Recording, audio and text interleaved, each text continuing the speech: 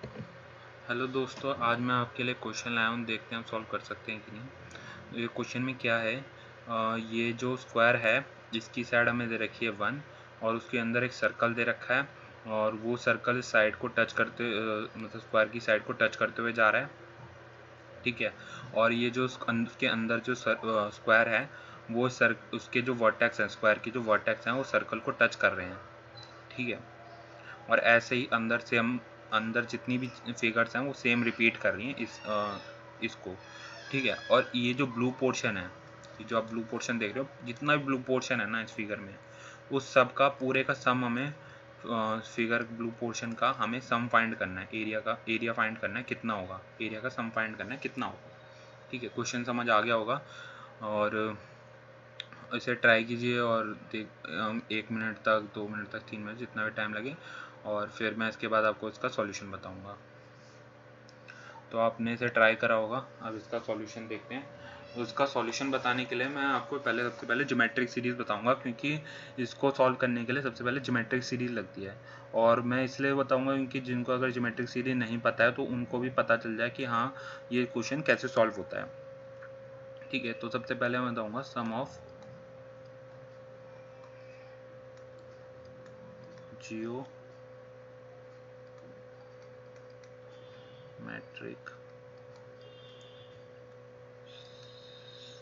Series, sum of geometric series.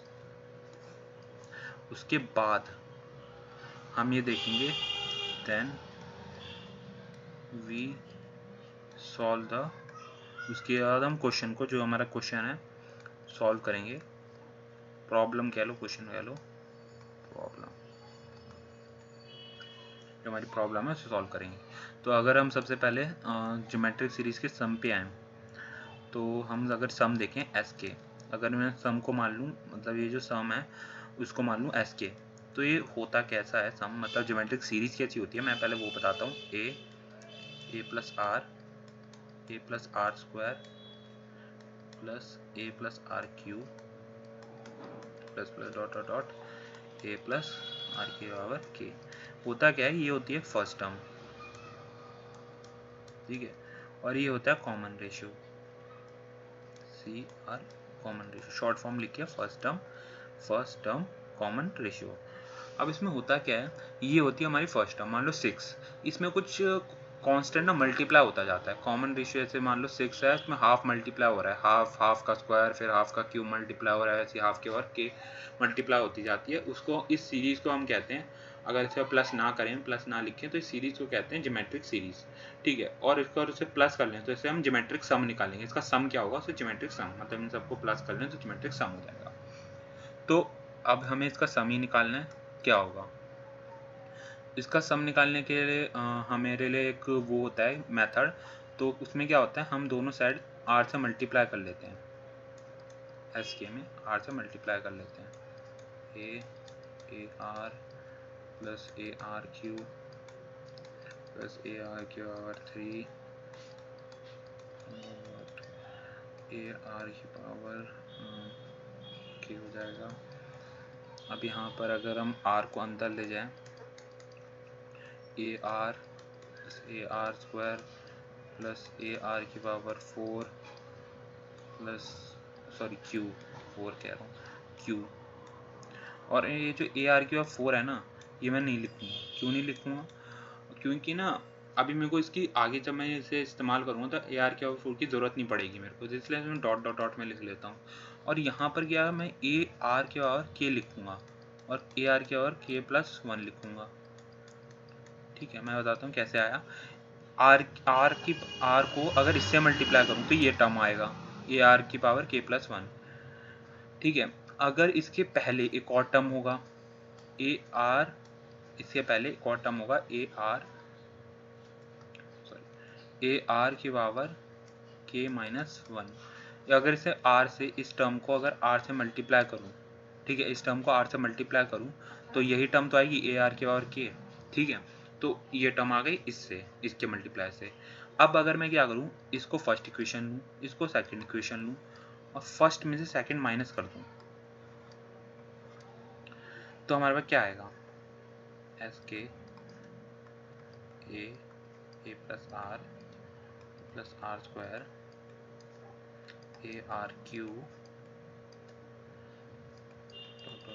Dot A R की power की, और यहाँ पर R into S K equals to, और यहाँ पर ए आर, अभी मैंने क्यों लिखा है बताता हूँ, ऐसे क्यों लिख रहा हूँ, A R square A R की power cube dot dot dot dot plus A R की power K plus A R की पावर के प्लस 1। ठीक है, ये आ गया। अब इसको माइनस करेंगे,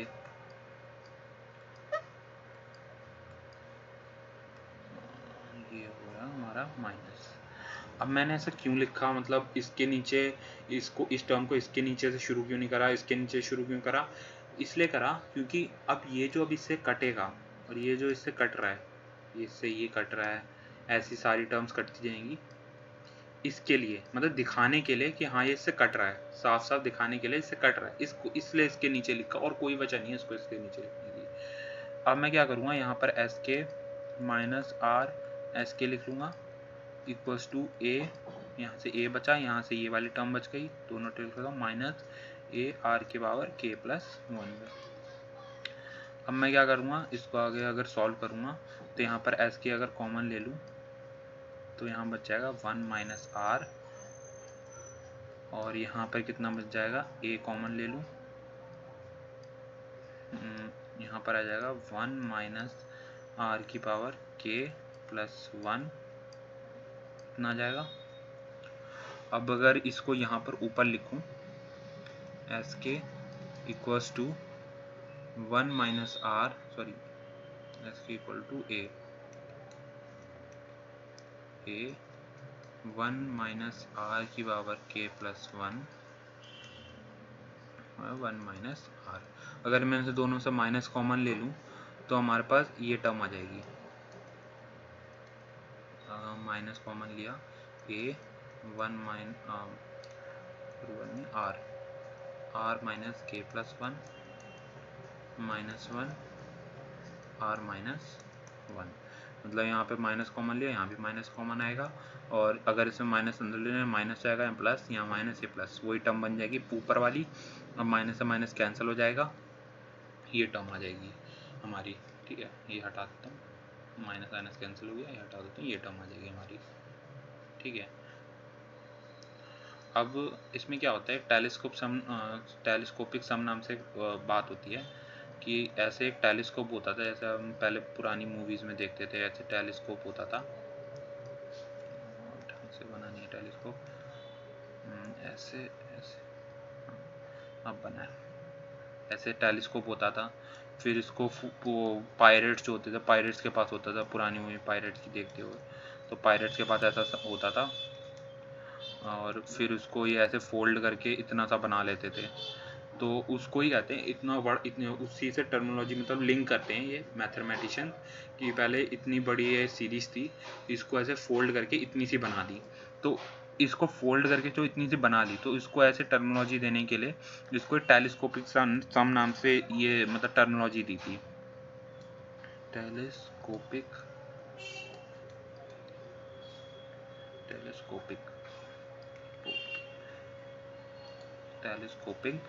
सम नाम से टर्मिनोलॉजी दी थी। ठीक है, अब आगे देखते हैं।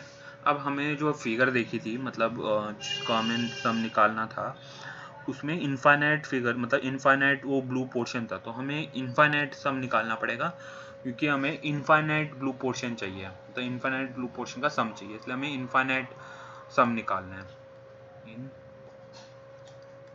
इनफाइनाइट सम।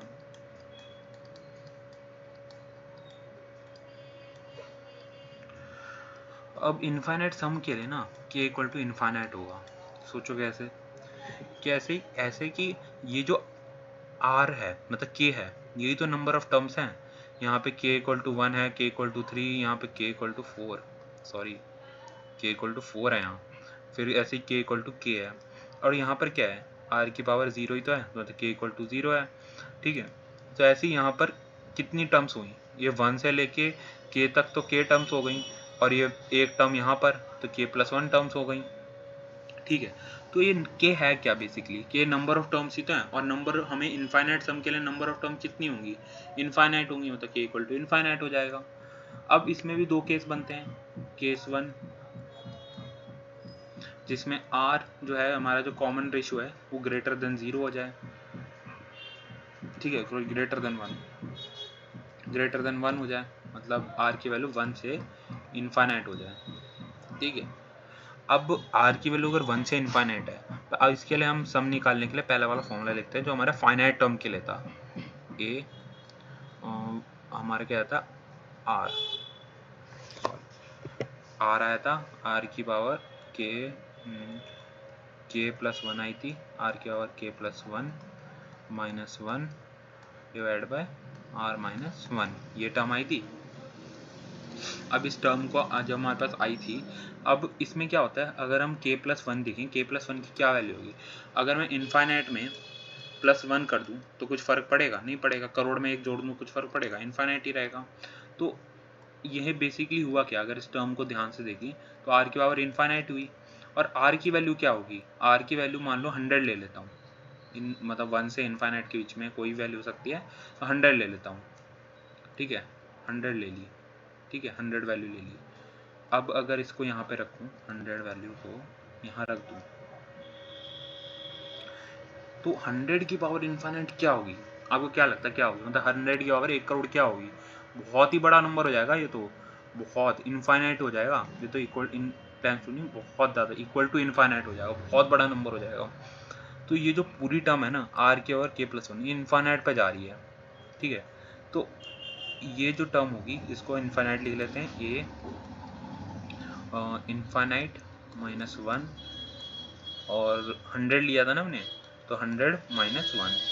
तो अगर इनफाइनाइट में से, करोड़ में से एक जो हटा दें तो कोई फर्क पड़ेगा, नहीं पड़ेगा, इनफाइनाइट ही रहेगा, अप्रॉक्सीमेट इनफाइनाइट ही रहेगा, और डिवाइड बाय 99। ठीक है, अब सोचने वाली बात है, अब a पे डिपेंड करता है कि ये सम क्या होगा, नेगेटिव होगा या पॉजिटिव होगा। ठीक है, a पे, a अगर पॉजिटिव हुआ तो ये सम पॉजिटिव होगा, a अगर नेगेटिव हुआ तो ये सम नेगेटिव हो जाएगा। ठीक है, वैसे ही जैसे अगर, क्योंकि अगर a मान लो पॉजिटिव हुआ, कोई पॉजिटिव नंबर हुआ, तो पॉजिटिव में अगर इनफाइनाइट a पॉजिटिव को, a पॉजिटिव में अगर इनफाइनाइट पॉजिटिव जोड़ दें तो इनफाइनाइट ही रहेगा, मतलब मल्टीप्लाई कर दें इनफाइनाइट ही रहेगा, और उसको 99 से डिवाइड भी कर दें तब भी, मतलब a पॉजिटिव हुआ, a पॉजिटिव नंबर है, कोई इनफाइनाइट पॉजिटिव नंबर है a, उसको इनफाइनाइट से मल्टीप्लाई कर दें तो पूरा मल्टीप्लिकेशन इनफाइनाइट ही रहेगा, पॉजिटिव इनफाइनाइट, और उसे अगर पॉजिटिव 99 से डिवाइड करते हैं तब भी इनफाइनाइट, करोड़ को 99 से डिवाइड कर दो कोई फर्क पड़ेगा, नहीं पड़ेगा, इनफाइनाइट ही रहेगा, तो पॉजिटिव सम आएगा। तो अगर a पॉजिटिव हुआ, मतलब a अगर पॉजिटिव हुआ तो सम हमारा आएगा s के आएगा पॉजिटिव, मतलब पॉजिटिव इनफाइनाइट। अगर a हमारा नेगेटिव हुआ तो क्या होगा, सम हमारा आएगा एस के, नहीं S infinite, sorry S infinite आएगा हमारा, माइनस इनफाइनाइट, यहाँ पे एस इनफाइनाइट। ये माइनस इनफाइनाइट कैसे आया, माइनस इनफाइनाइट ऐसे आया कि a अगर नेगेटिव है, कोई negative finite number positive infinite number से मल्टीप्लाई हो रहा है, करोड़ इनफाइनाइट से मल्टीप्लाई हो रहा है, तो पूरा नेगेटिव करोड़ बन जाएगा, मतलब नेगेटिव इनफाइनाइट बन जाएगा, और नेगेटिव करोड़ को 99 से, पॉजिटिव 99 से डिवाइड कर दूं तो नेगेटिव करोड़, तब भी नेगेटिव करोड़ ही रहेगा, तो नेगेटिव इनफाइनाइट आ जाएगा। इन शॉर्ट अगर वैसे बात करें तो इतना होएगा। इतना अगर समझ आ गया है तो अब केस 2 देखते हैं। ठीक है, तो केस 2 में क्या होगा, आर अगर 0 से 1 के बीच में है, r अगर 0 से 1 के बीच में है तो क्या होगा। ठीक है, r अगर 0 से 1 के बीच में है तो अगर हम देखें, एक सेकेंड में आपको कर सकें, हाँ, r अगर 0 से 1 के बीच में है, सबसे पहले s के निकाल लेते हैं क्या होगा। s के हमारा आ जाएगा, ये जो ऊपर वाला है वही सेम लिख देंगे क्योंकि वही हमारा फाइनल टर्म के लिए था, तो वही लिख देंगे हम, r-1। अब इसमें देखने वाली बात क्या है, अब वो जो बात मैंने कही थी, के की वैल्यू अगर इन्फाइनाइट है तो इन्फाइनाइट प्लस वन करते इन्फाइनाइट ही रहेगी, तो सेम यहाँ पे वही के प्लस वन इन्फाइनाइट ही रहेगा। तो अगर इस टर्म को हम फिर से इस टर्म को ध्यान से देखें तो आर की पावर इन्फाइनाइट होगी। अब यहाँ सोचने वाली बात क्या है, आर 0 से 1 के बीच में है, 0 से 1 के बीच में, और 0 से 1 के बीच में कोई भी नंबर ले लूँ, मान लो 0.1 ले लेता हूँ, ठीक है। तो अगर आया 0.1 की पावर इनफाइनाइट ना करूँ, अभी सिर्फ पॉइंट की पावर 10 ही करता हूँ मैं, ठीक है। तो ये देखो 10 टू पावर -10 आ गया, ठीक है। अगर सॉल्व करोगे 10 टू पावर -10 आएगा, ठीक है। अब ये सोचो माइक्रोस्कोपिक लेवल है, मतलब बहुत छोटा, नेकेड आइट से नहीं देख सकता, मतलब अगर इतना छोटा कोई चीज़ है, इतनी छोटी कोई चीज़ है, उसे आप मतलब अपनी आंखों से देख ही नहीं सकते। और अगर मैं 0.1, ठीक है, इंटू 100 उसकी पावर 100 कर दूँ, ये भी फाइनाइट है, ये भी फाइनाइट है, ठीक है। तो ये तो 10 टू पावर -100 हो गया, ये तो बहुत ही छोटा हो गया, इसे तो ज़ीरो ही मान सकते हैं, ये तो कुछ ही नहीं है, ये तो ज़ीरो मान सकते हैं। और यहाँ पे तो ये तो इनफाइनाइट की बात हो रही है, बहुत अरब खरब की बात हो रही है, मतलब 0.1 की पावर अगर अरब खरब कर दें ये तो बिल्कुल ही ज़ीरो पहुँच जाएगा। तो इसलिए ना इस टर्म को हम नेगलेक्ट कर देते हैं, ज़ीरो मान लेते हैं। तो अगर इस टर्म को ज़ीरो मान ले तो हमारा सम क्या आ जाएगा। अब मैं इसे ना यहाँ लिख लेता हूँ, ऊपर की साइड लिख लेता हूँ। हमारा टर्म क्या आ जाएगा, एस के हमारा आ जाएगा, ये तो ज़ीरो हो गया, तो ए ज़ीरो -1 पूरा ही लिख लेता हूँ, 0 -1 r -1, तो एस के हमारा क्या आ गया -1, ऊपर या -1 आ गया, -1 को नीचे ले जाएंगे तो क्या आ जाएगा हमारा a1 r, ये टर्म आ जाएगी हमारी इनफाइनाइट टर्म का सम। और यहाँ पर एस के नहीं लिखना चाहिए, हमें लिखना चाहिए इनफाइनाइट सम ऑफ इनफाइनाइट, यहाँ भी इनफाइनाइट लिखना चाहिए, एस के सम ऑफ इनफाइनाइट, ठीक है। इतना आ गया, इनफाइनाइट का सम का हमारा फॉर्मूला आ गया। अब हमारा इनफाइनाइट सम का फॉर्मूला आ गया, अब हम क्या करेंगे, क्वेश्चन को सॉल्व। अब अगर हम देखें, मैंने जैसा बताया था इस साइड की लेंथ स्क्वायर की सबसे बाहर जो स्क्वायर दे रखा है उसकी साइड है 1, ठीक है। अब मैंने क्या करा, B1 B2 B3 ये जो ब्लू पोर्शन थे इनको एरियाज में बांट दिया, मतलब इनका टर्मिनोलॉजी कर दी, नाम दे दिया, इसको B1 नाम दे दिया, B2 नाम दे दिया, और इसको अंदर ऐसे BK तक नाम दे दिया, ठीक है। ऐसी ऐसी अंदर जा रहा है इनफाइनाइट तक। अब सबसे पहले हमको B1 का एरिया निकालना है, तो B1 का एरिया कैसे निकलेगा, ये जो साइड्स हैं इन दोनों साइड्स के बीच की लेंथ ही तो ये है 1, ठीक है। इन दोनों साइड्स के बीच की लेंथ ही तो है 1, ठीक है। और ये भी क्या है, ये इन दोनों साइड के बीच की लेंथ ही तो है, ये जो लेंथ है पूरी ये भी तो इन दोनों की साइड के बीच की लेंथ ही है।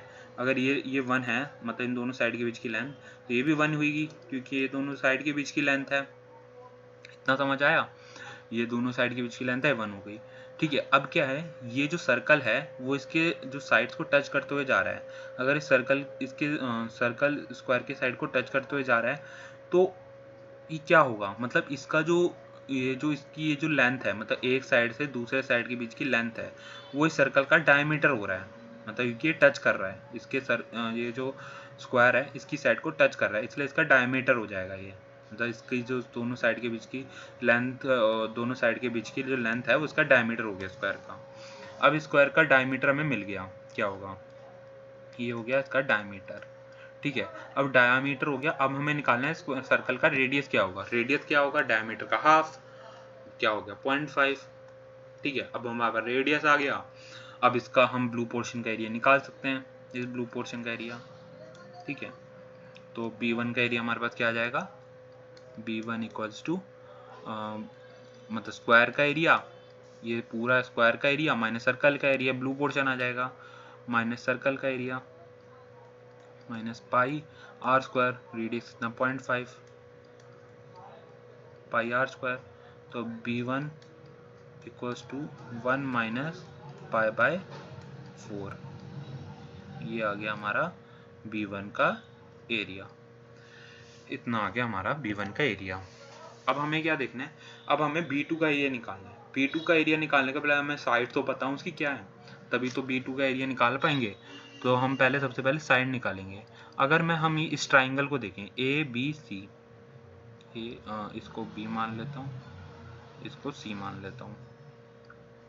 और एक और चीज़ बात सोचने की है कि ये जो स्क्वायर है वो इस सर्कल की वर्टेक्स को टच कर, मतलब इसके जो स्क्वायर के वर्टेक्स हैं वो सर्कल को टच कर रहे हैं, ठीक है, टच कर रहे हैं। अब उसके अंदर एक और सर्कल है, वो सेम इसके साइड्स को टच करते हुए जा रहा है।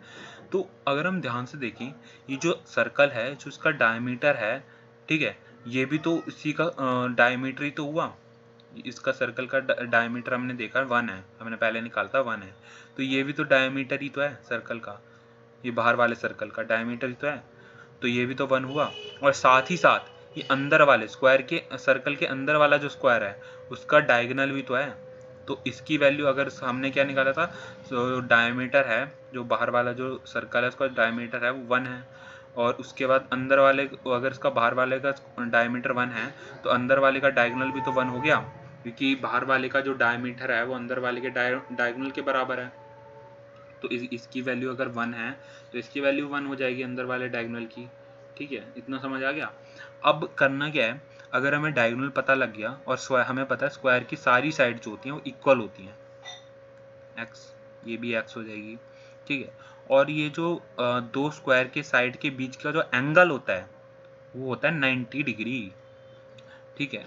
अब हम अगर ट्राइंगल ए बी सी में देखें, तो अगर इसमें हम पाइथागोरस लगा दें, पाइथागोरस थ्योरम, अब इतना तो हो पाया आपको पाइथागोरस थ्योरम पता होगा। पाइथागोरस थ्योरम क्या होती है, एक्स स्क्वायर प्लस, मतलब ए इस साइड का स्क्वायर की इस साइड का जो लेंथ है उसका स्क्वायर प्लस इस साइड का जो स्क्वायर की मतलब इस साइड का जो लेंथ है उसका स्क्वायर प्लस इक्वल्स टू इस साइड के स्क्वायर लेंथ के स्क्वायर के इक्वल, ठीक है, एक्स स्क्वायर प्लस 1 का स्क्वायर, मतलब इस साइड का जो लेंथ है उसका स्क्वायर इक्वल्स टू इस साइड के लेंथ का स्क्वायर प्लस इस साइड के लेंथ का स्क्वायर, वही मैंने यहाँ पे लिखा है, ठीक है। 2x² अगर इसे सॉल्व करें equals to 1, x equals to 1/√2 आ गया, ठीक है, मतलब हमारे जो साइड की लेंथ है वो 1/√2 आ गई, ठीक है। अगर इसको लिखें यहाँ पे 1/√2 आ गई, अगर 1/√2 आ गई मतलब ये हमारे पास 1/√2 है, तो ये जो लेंथ है, सीधी ड्रॉ करने की कोशिश करता हूँ, बहुत मुश्किल होता है इलेक्ट्रिक पेन से सीधा ड्रॉ करना, ये तो सीधी हो गई, आज पहली बार सीधी ड्रॉ हो गई। अब हाँ चलो छोड़ो, अब अगर ये 1/√2 है तो सेम लॉजिक पहले जो हमने लगाया था कि ये भी तो दो साइड के बीच की लेंथ है, तो ये भी उन दोनों साइड के बीच की लेंथ ही हुई, तो ये भी 1/√2 हो गया, ठीक है। ये 1/√2 है तो ये इसके ये जो अंदर वाला सर्कल है ये इसके जो साइड है उसको टच करते हुए जा रहा है, अगर इसके टच करते हुए जा रहा है तो ये अंदर वाले सर्कल का डायमीटर भी हुआ, ठीक है। अगर इस अंदर वाले सर्कल का डायमीटर हुआ तो उसका हाफ क्या हो गया, 1/2/√2, तो ये इसका रेडियस हो गया, डायमीटर का हाफ रेडियस हो गया। अब B2 का एरिया निकाल लेते हैं हमें, क्योंकि इसका रेडियस पता है, बाहर के साइड की लेंथ भी पता है, तो B2 का एरिया कितना आ जाएगा, 1/√2 स्क्वायर का एरिया, मतलब side square minus pi r square 1/2√2 इसका स्क्वायर, ठीक है। तो B2 आ गया हमारे पास, इतना आ गया 1/2 माइनस π/8, B2 का एरिया ये आ गया हमारे पास। अब अगर हम आगे देखें B2 और B1 के एरिया को कंपेयर करें, ठीक है, ये इंपॉर्टेंट है। B1 का एरिया कितना आया था, 1 माइनस π/4, B2 का एरिया कितना आया था, हाफ माइनस π/8, ठीक है। अगर B2 में से हाफ कॉमन ले लूँ, B2 के इसमें से हाफ कॉमन ले लूँ तो 1 माइनस π/4 ही तो हुआ, और 1 माइनस π/4 की वैल्यू क्या है हमारे पास, B1, तो B2 की वैल्यू क्या लिख सकते हैं, हाफ ऑफ B1, ठीक है। और B2 बाया अगर B1 को यहाँ ले आऊँ तो B2 बाया B1 हमारे पास क्या आ गया, हाफ, ठीक है। मतलब B2 का एरिया जो है वो B1 के हाफ है, ठीक है। अब हमें यह देखना है कि हमें निकालना क्या था, ठीक है, हमें निकालना था S इनफाइनाइट, मतलब B1 का एरिया प्लस B2 का एरिया प्लस B3 का एरिया प्लस B4 का एरिया, और ऐसे करते करते इनफाइनाइट तक जितने भी एरिया थे उन सबका सम निकालना था इनफाइनाइट तक। ठीक है, ये जो थे ऐसे इनफाइनाइट तक निकालना था। अब हमें क्या करना है, अगर हम अब एस इनफाइनाइट देखें, मतलब B1 का एरिया, पहले B1 का एरिया प्लस अगर मैं अब B2 की वैल्यू यहाँ से उठा के रख दूँ, B2 की आई थी हाफ ऑफ B1, और यहाँ पे लिख दूँ हाफ ऑफ B1। अब B3 अगर हम कैलकुलेट करें और आप कैलकुलेट करोगे तो हमारे पास आएगा हाफ ऑफ का स्क्वायर ऑफ B1, और फिर उसके बाद B1 हो गया, B2 हो गया, B3 हो गया, B4 कैलकुलेट करोगे तो हाफ का क्यूब ऑफ B1 आएगा। ठीक है, ऐसे plus plus plus plus infinite. अगर अब ध्यान से देखें हम तो ये तो हो गई फर्स्ट टर्म, ये हो गया हमारा कॉमन रेशियो, ये हो गई फर्स्ट टर्म मतलब A, और ये हो गया कॉमन रेशियो CR। ठीक है, और ये वो सम बन रहा है हमारा, पर इनफाइनाइट सम बन रहा है, तो हमारा कौन सा फॉर्मूला लगेगा जो हमने निकाला था अभी, S इनफाइनाइट। ठीक है, और R क्या है हमारा, ये देखने की बात है, R क्या है, R हमारा बिलोंग करता है 0 से 1 के बीच में, हमारा R जो है 0 से 1 के बीच में, हाफ मतलब 0.5 यहाँ पे लाया करता है ना 0 से 1 के बीच में 0.5। ठीक है, तो हमारा कौन सा फॉर्मूला लगेगा, A R माइनस 1, ये वाला लगेगा, याद है ना, ये वाला लगेगा। इसमें से A क्या है, फर्स्ट टर्म B1, B क्या है मतलब R क्या है, हाफ। तो अगर हम इसको नेक्स्ट नहीं इसी में सॉल्व करते हैं, इसमें अगर इसे सॉल्व करें, ठीक है, तो क्या बनेगा हमारा, एक सेकेंड, हाँ क्या बनेगा हमारा, एस इनफाइनाइट जो होगा, A की वैल्यू अगर B1 रख दें और हमने निकाला था कॉमन रेशियो जो होगा हमारा हाफ होगा, तो half minus 1, sorry 1 minus R था, मैं भी कंफ्यूज हो रहा हूँ, 1 माइनस R था, सॉरी 1 माइनस R था। ठीक है, तो अगर इसको R की वैल्यू हम रख दें यहाँ पर B हाफ, क्योंकि हमारा कॉमन रेशियो हाफ था, ठीक है, हाफ रख दें, तो एन एस इनफाइनाइट क्या आ जाएगा हमारा, 1 माइनस हाफ कितना, हाफ, तो B1 हाफ, तो एस इनफाइनाइट आ गया हमारा 2 टाइम्स ऑफ B1। और अगर एस इनफाइनाइट को अगर फर्दर सॉल्व करें B1 की वैल्यू रख के, B1 की वैल्यू क्या थी हमारे पास, 1 माइनस π/4, ठीक है, 1 माइनस π/4। अब अगर B1 की वैल्यू, अगर एस इनफाइनाइट को B1 की वैल्यू रख के यहाँ पे से फर्दर सॉल्व करें इस वाली टर्म को, तो यहाँ पे हमारी क्या आ जाएगी, 2 माइनस π/2 आ जाएगी। तो यही हमारा एस इनफाइनाइट है, मतलब जितनी भी ये जो ब्लू पोर्शन है ना, जितने भी ब्लू पोर्शन है इनफाइनाइट तक जा रहा है, जितना भी ये ब्लू पोर्शन इनफाइनाइट तक जा रहा है, ये वाला ये वाला ये वाला ये वाला ये वाला, तो जितना भी पूरा है ये, तो जितना भी मैंने बताया था फिगर में जितना भी है ये ब्लू पोर्शन इनफाइनाइट तक जा रहा है उसका सम ये है। ठीक है, अगर ये क्वेश्चन पसंद आया तो इस वीडियो को लाइक कीजिए, सब्सक्राइब कीजिए और शेयर कीजिए। ठीक है, इन दोनों को शेयर कीजिए, और क्वेश्चन मतलब वीडियो देखने के लिए धन्यवाद, और आपको क्वेश्चन पसंद आया हो तो लाइक तो ज़रूर कीजिएगा। थैंक यू, मिलते हैं नेक्स्ट वीडियो में।